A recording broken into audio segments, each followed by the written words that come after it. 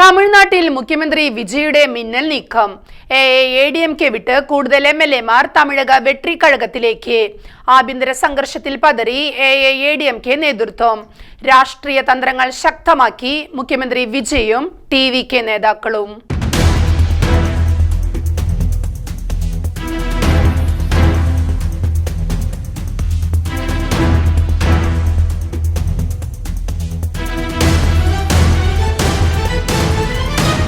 തമിഴക രാഷ്ട്രീയത്തിൽ വമ്പൻ അടിയൊഴുക്കുകൾ.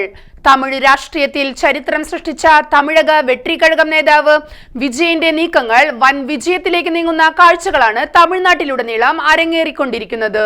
ഏറ്റവും ഒടുവിൽ വിജയുടെ രാഷ്ട്രീയ ശത്രുവായ AIADMK-യിലെ 3 MLA-മാർ കൂടി പദവികൾ രാജിവെച്ച് വിജയുടെ TVK-യിൽ ചേർന്നിരിക്കുകയാണ്.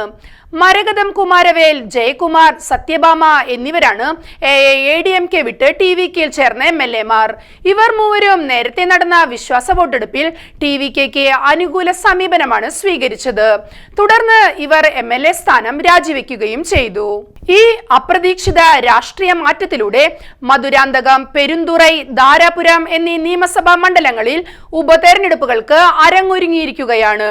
കൂടാതെ തിരുച്ചി ഈസ്റ്റ് മണ്ഡലത്തിൽ നിന്നും വിജയിച്ച വിജയ് നേരത്തെ രാജിവെച്ചതിനാൽ ഈ മണ്ഡലത്തിലും ഉപതെരഞ്ഞെടുപ്പ് നടക്കും.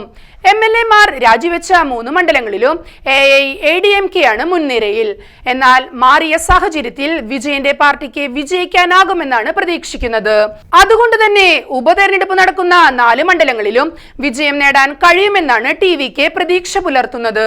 TVK-യിൽ ചേർന്ന 3 MLA-മാർക്ക് പുറമെ കൂടുതൽ പേർ കൂടി വിജയ് പക്ഷത്തേക്ക് ചേരാനുള്ള തയ്യാറെടുപ്പിലാണ്.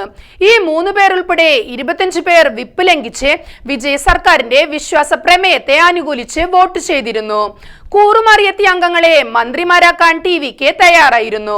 എന്നാൽ TVK-ക്ക് പിന്തുണ നൽകുന്ന കോൺഗ്രസ് ഉൾപ്പെടെയുള്ള പാർട്ടിക്കാർ ഈ നീക്കത്തെ എതിർത്തു. അതോടെയാണ് അവർക്ക് മന്ത്രിസ്ഥാനം നഷ്ടമായത്. എന്നാൽ തന്നോടൊപ്പം ചേർന്നവർക്ക് അധികാരം നൽകാൻ തന്നെയാണ് മുഖ്യമന്ത്രി വിജയുടെ നീക്കം. രാജിവെച്ച വിമത MLA-മാരെ TVK ടിക്കറ്റിൽ മത്സരിപ്പിക്കാനുള്ള വിജയുടെ തീരുമാനം അതിന്റെ ഭാഗമായാണ്. നിലവിൽ AIADMK-യുടെ നിയമസഭയിലെ അംഗബലം 44 കുറഞ്ഞിട്ടുണ്ട്.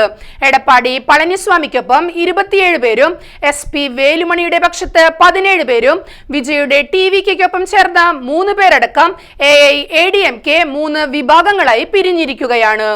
ജനറൽ സെക്രട്ടറി എടപ്പാടി പളനിസ്വാമിക്കെതിരെ മുതിർന്ന നേതാവ് ഷൺമുഖത്തിന്റെ നേതൃത്വത്തിൽ വലിയ പടയൊരുക്കമാണ് നടക്കുന്നത്.